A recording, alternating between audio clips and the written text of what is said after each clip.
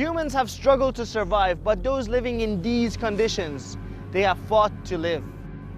The arid and semi-arid conditions make life for every living organism difficult. For humans, it's the hardest.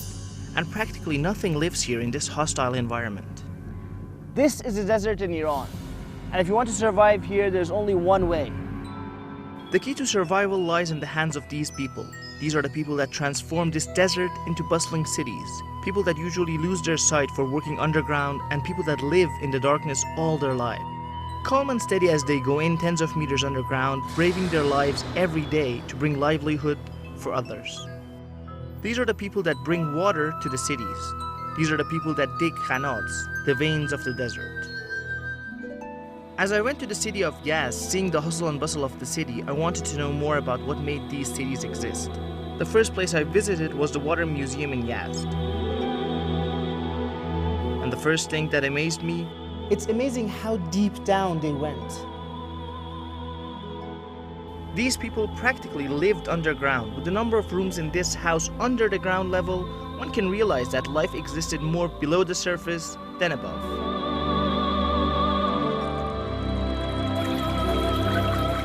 And the water from the Qanats would come in the basements and go from one home to the other. We're at about 30 meters underground, and still people used to work in these waterways to get water. The underground system was dug by hand over decades with the simplest of tools.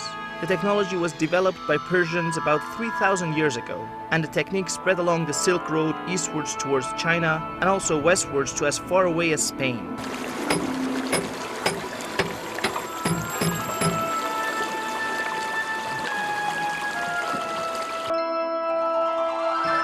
Qanats are hand-dug tunnels that begin in the foothills of the mountains and wind gradually downhill to bring water to the homes kilometers away. A horizontal tunnel with a gentle slope that partly cuts through the aquifer. The slope was quite sensitive, as if it was too steep, it would wash away the tunnel, and if it was not steep enough, the water wouldn't flow. So it was quite an art to make these Qanats.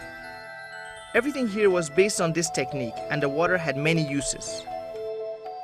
To cope with the summer heat, people in Yazd used to have water in their basements to keep it cool during the summer days.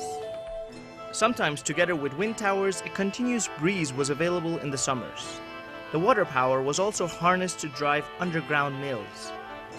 In the desert, there is no surface water, so they would use the water from these underwater canals to turn the mills.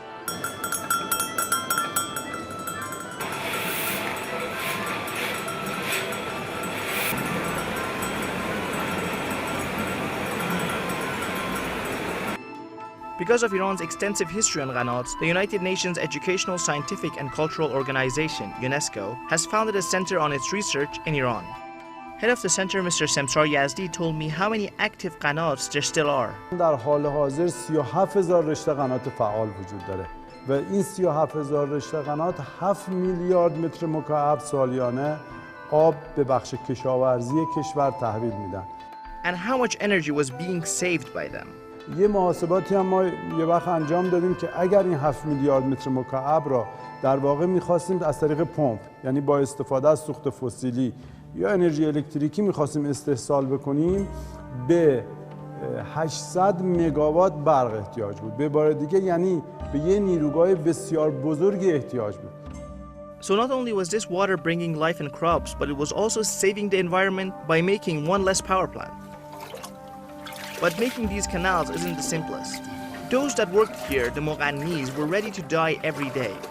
For me, walking in this Qanat for several meters was the most I could do just to get a feel of what these men went through. This is a Qanat that they have dug 28 kilometers from here to reach the spring of a mountain. Just walking in this condition for several meters was difficult for me, but these men worked here and dug for years in this posture, and their journey wasn't meters, but kilometers.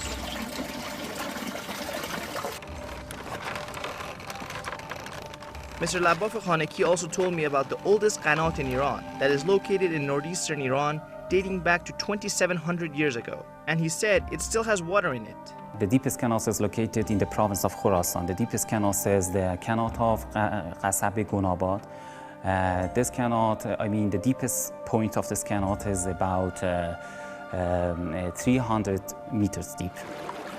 Every kilometer took about a year to complete, but the longest took centuries. طولانی ترین قنات ایران قنات زارچ هست با طول 80 کیلومتر و قدمت اون هم حدوداً 1500 سال پیش برمیگرده. Looking at all the hard work done, it seems it's all worth the while. Now, with the help of these ancient water conveyance systems, many cities today are green because of the canals handed down by their ancestors. People that dug these knowing their grandchildren would use this water and not themselves.